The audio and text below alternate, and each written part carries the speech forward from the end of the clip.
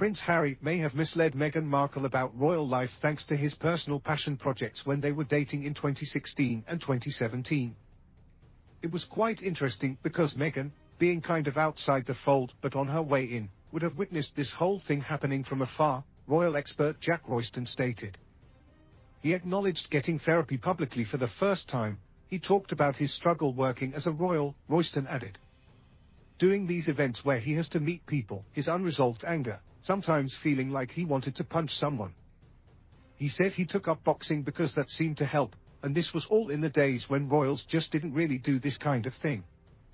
He continued, so nowadays we're obviously quite used to Harry absolutely pouring his heart out, but this was unheard of at the time, and so he was on all the front pages, and it was massive.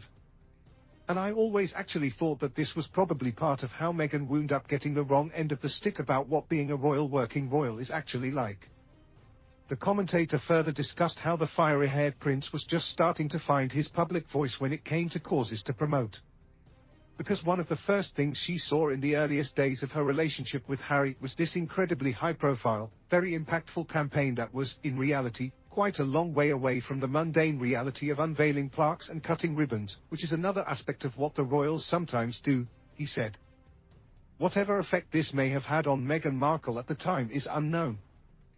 Thanks to her past experience as a champion of numerous causes, it is likely the actress may have seen Harry's actions as not too different from what celebrities in Hollywood regularly do.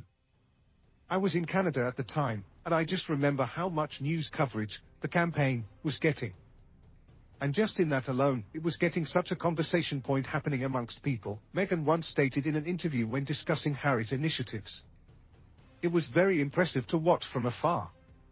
Although senior members of the British royal family regularly champion causes close to their hearts, these activities are meant to exist in tandem with multiple types of public engagements across Britain and the Commonwealth. This is such that a royal could be attending a conference for their new charity one day and then opening a supermarket or pub the next. After their marriage in May 2018, the Duke and Duchess of Sussex completed roughly 20 months as working members of the monarchy. During this time, they had some of the lowest numbers when it came to royal engagements among all the senior royals until early 2020. Newsweek reported on Royston's remarks.